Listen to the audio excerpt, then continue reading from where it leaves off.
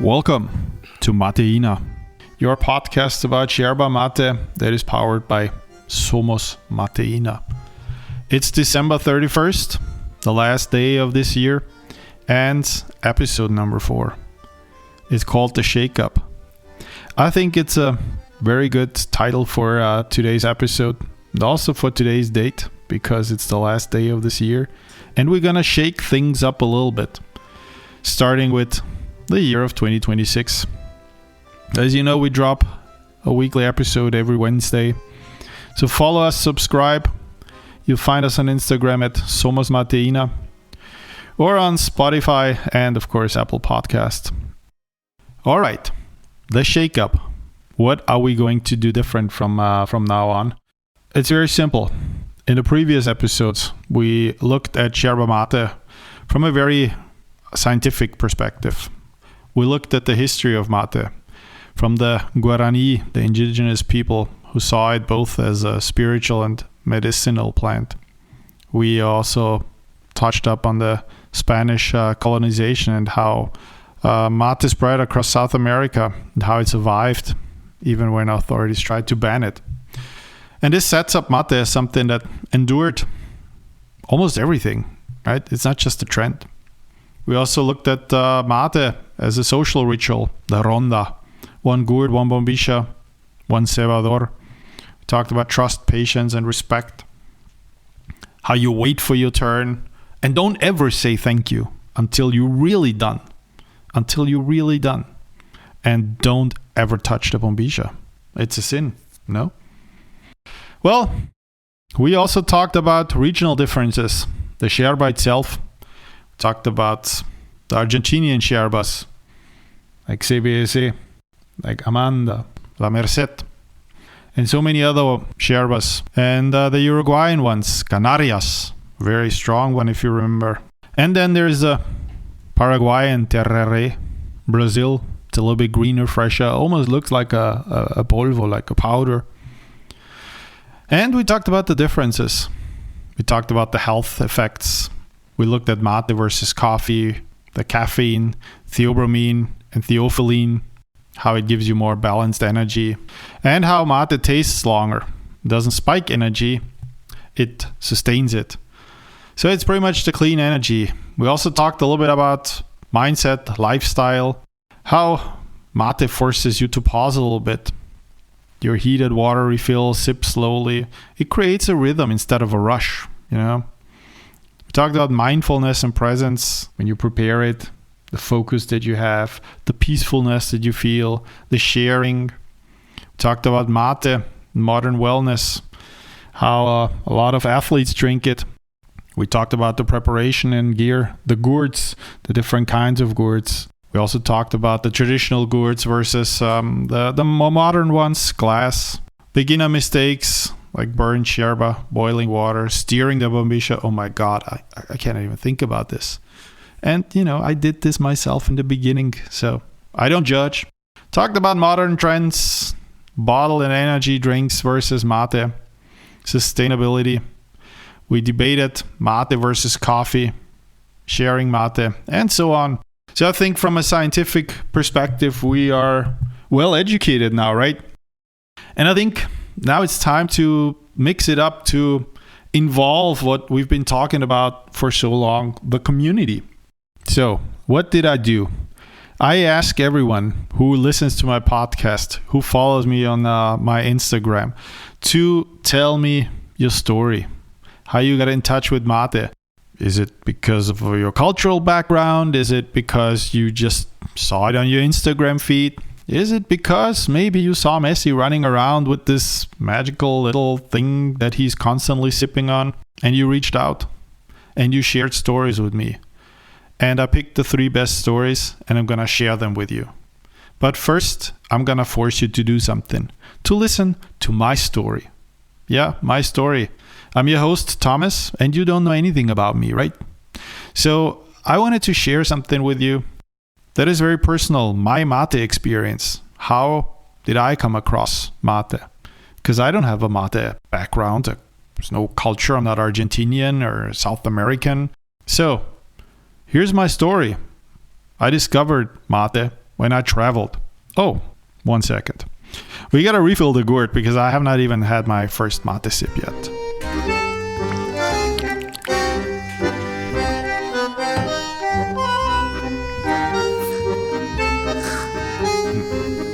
Well, it's good yerba. CBSE. My story. Let's continue. I lived in Miami at some point. I'm a world traveler. I like to see the world and travel a lot. Lived in Los Angeles, lived in Miami, lived in New York, lived in England, in Central Europe in some countries. And Miami. I thought I'd already discovered everything that the city had to offer. There's the beautiful beaches, the heat that never really lets you forget where you are, the mix of cultures that somehow all make sense together. Well, Miami has a way of making you feel like you're already living life at full volume, and if you walk around, you'll be exposed to that. So the funny part is that yerba mate didn't just come to me in some dramatic life-changing moment. It had been quietly orbiting my life for years before I even took my first sip. I'm a huge Messi fan. Yeah, all my Ronaldo fans and all the other soccer fans, please forgive me, but Messi is just the GOAT. Yeah. And I'm a huge Messi fan, as I said. So I follow Messi for some time. Not physically, of course, but if you follow him on Instagram or if you follow his stories for just a minute or two, you're going to see this gourd in his hand, this round thing that has a golden rim and this brown leather. There is like this straw thingy in it that he constantly sips on or shares it with, I guess, one of his best friends, Luis Suarez. You see pictures of him on the plane and training, walking into the stadium. He always has this little thing in his hands, and I was curious. I wanted to know what exactly is this? Is this a cultural thing? Argentinians do this, walk around with it before a soccer game or when they're on a plane because, it's higher power and keeps you safe? Or is it a ritual? People do different things, right? So then one random weekend in Miami, I was driving around and, Miami did what Miami does best. It surprised me. So, as I said, I was driving around with no real destination, just escaping the noise of the city. When I stumbled across this tiny little farmer's market in the middle of nowhere. It's one of those places that feels half real, half accidental. Parking lot was just a dirty field. There was nothing really exciting about it from the outside. Music was playing. There were kids running around, and there was the smell of smoke, and it was good smoke. It was not just that burny, that burnt smoke that sticks in your nose forever. No, it was like citrusy, grilled meat, herbs, mixed with the Miami ocean air. Although the beaches were quite far away, actually. So what I did is parked the car, went straight there, and after I had some asado, it was this huge thing, it's like this huge grill, and I don't remember if they were really Argentinian or not, but it was delicious asado. They had chorizo there and chimichurri. So I guess they were Argentinians after all. I saw this little booth. It was very small. It was almost tucked away, hardly visible, but it just pulled me there immediately, and I was in heaven. The shelves were filled with gourds, all shapes, all colors, all kinds of materials. I could even smell the leather of the gourds. And of course, I saw bombichas lined up like tools in a craftsman's workshop. And bags of yerba stacked neatly. So yes, there I was in mate heaven. And I saw this guy dressed in a traditional gaucho outfit. He was standing there and sipping on something that looked like mate to me. So I went there and I asked him millions of questions. I probably sounded very clueless, which, in reality, I was clueless.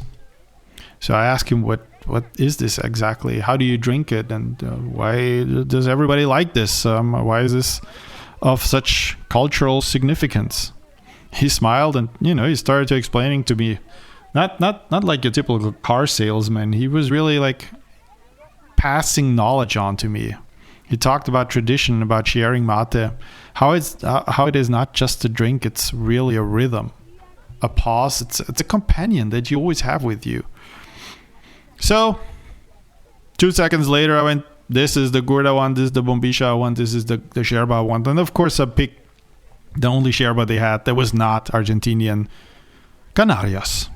So he was, I have to tell you, he was not really amused that I didn't take Argentinian yerba, but he said, have you had this before? Because it's rather strong and maybe not the best for a beginner. And so then off I went with all my things. Well, of course I paid, but off I went.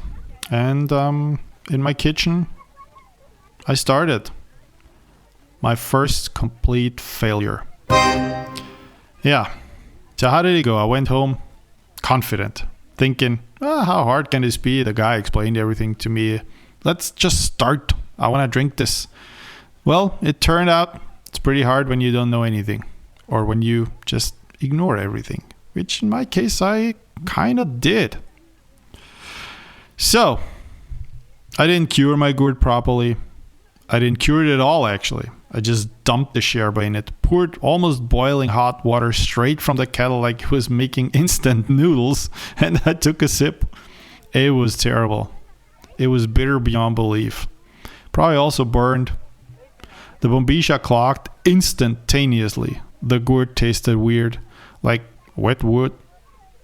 I remember sitting there and thinking, how does Messi drink this every day? But here's the thing. Even though it was bad, something stuck. And I tried it again.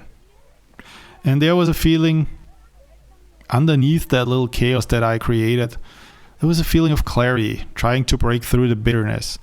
I could tell the problem wasn't just the mate. It was me. I hadn't respected it yet. I hadn't learned it yet. So I started remembering what the guy told me. Told me about curing the gourd, letting it absorb with yerba. Be patient. The water temperature matters. Think about it. When you boil the water, no, 70 to 80 degrees, don't boil it. It's disrespectful.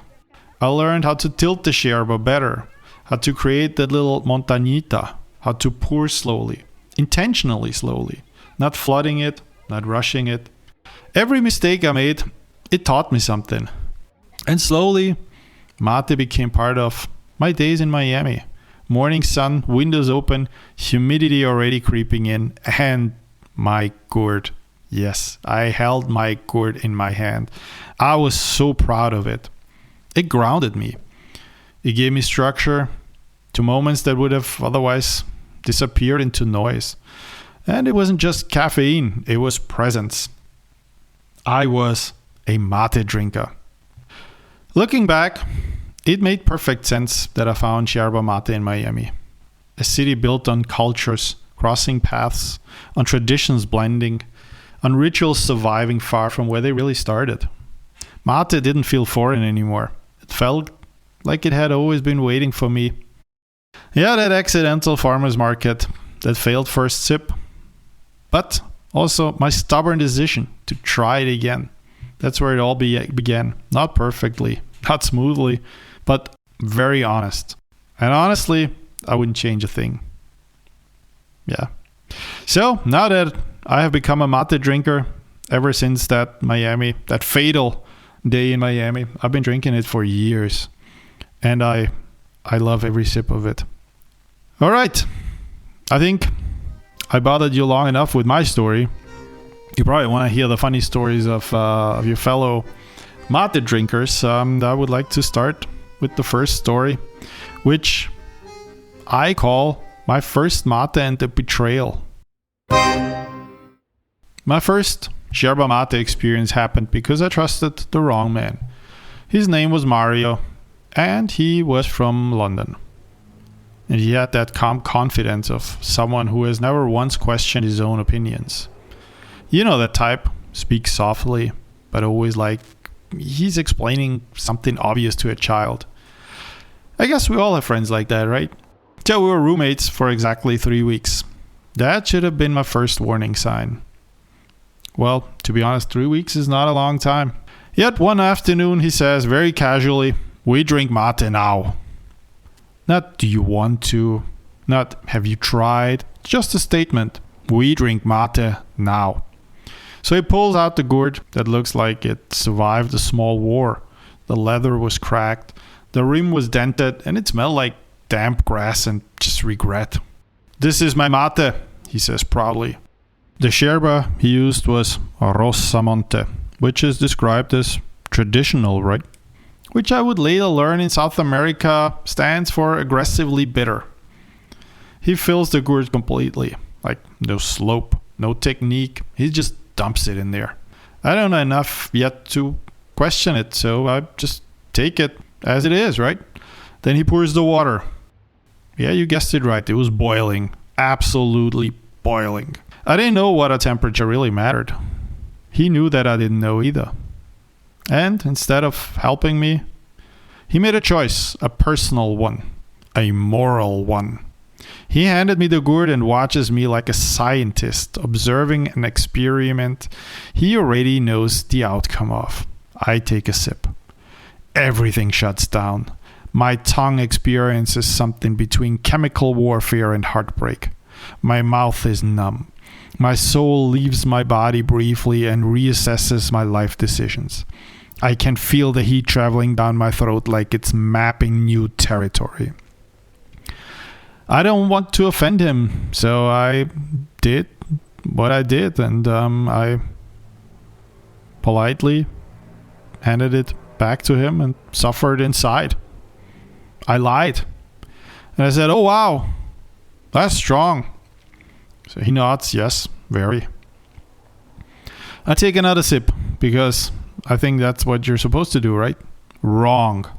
The bitterness intensifies. It's like yerba noticed my hesitation and decided to punish me for it. I panic. Oh God, what am I gonna do? I didn't know the rules. I didn't know the culture. I didn't know anything really. So I handed the gourd back and said the most dangerous phrase in the mate universe. "Thank you."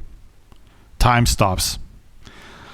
He looks at me, his expression completely neutral, like a man processing unexpected grief. "Ah," he says, "so you finished." Finished? I wasn't finished. I was maybe injured, but I was not finished.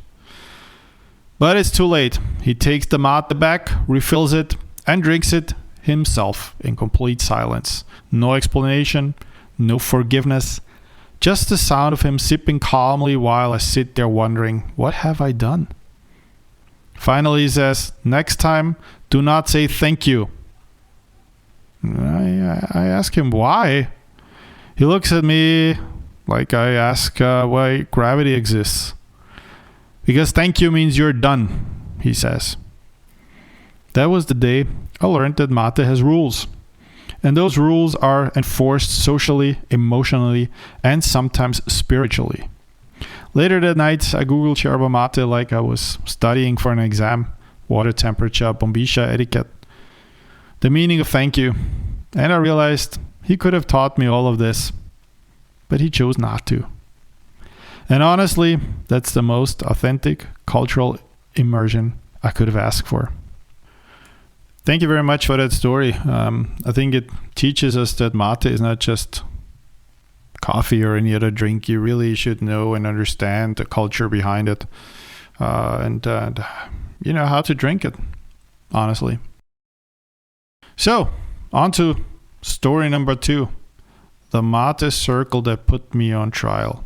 And it happened in Los Angeles. I was invited to a casual hangout in the park. Nothing formal. Just some people sitting on the grass. Someone said the magic words, "Should we make mate?" And suddenly, like a ritual summoning, a gourd appeared. The cebadora was a woman, mid-30s, calm, focused, and clearly in charge. She had brought her own yerba, thermos that looked like military grade. It was definitely not her first rodeo. She explained nothing, Should have been my second warning sign. The mate starts going around the circle. Everyone takes a sip, hands it back. No talking, no commentary. Smooth, efficient, almost spiritual. Then it was my turn. I take the gourd carefully, like it's fragile. I sip. It's actually good, balanced, not boiling. I just relax. And here is where I made the mistake. I took another sip. No one said anything, but the air changed. I could feel it. She tilts her head slightly, just enough. So what do? I take another sip. Because now I'm nervous and apparently self-sabotage is my coping mechanism. She clears her throat. One sip, she says softly. Oh, so sorry, I said, handing it back. She smiles, but it's the kind of smile customer service people use when you've already crossed the line. Later, someone else moves the bombilla, just slightly, hardly noticeable. And the cebadora freezes again. She looks at the gourd, then at the guy. Did you touch it? She asks. Well, he laughs nervously and just a little bit. The cebadora nods calmly. Then she dumps the entire mate out into the grass. New yerba, new water, new beginning. No one speaks. At that moment, I realized something very important. Mate circles are social systems. They test patience, respect, awareness. They reveal who listens and who assumes. When the mate comes back to me again, I'm ready. One sip, don't touch the bombilla, clean, efficient. I hand it back without saying a word. I've passed the test. Well, by the end of the afternoon, I felt like I'd earned a badge, not because I drank mate, but because I learned when not to act. Mate didn't bring us just together by talking. It brought us together by paying attention. Well, what a lovely story. I still don't know if that's true, though. Maybe you can leave some comments and tell me, is it okay to just sip once? Do you are supposed to just sip once, or is it as long as you finish it? And even if it's 3 sips and then you hand it back, that's also okay. Well, again, leave some comments. Let me know. Last story. The day TSA almost arrested me for leaves. Well, that sounds like a funny story. But before we continue with the last story, I think, yeah, you guessed it, we need another sip of yerba.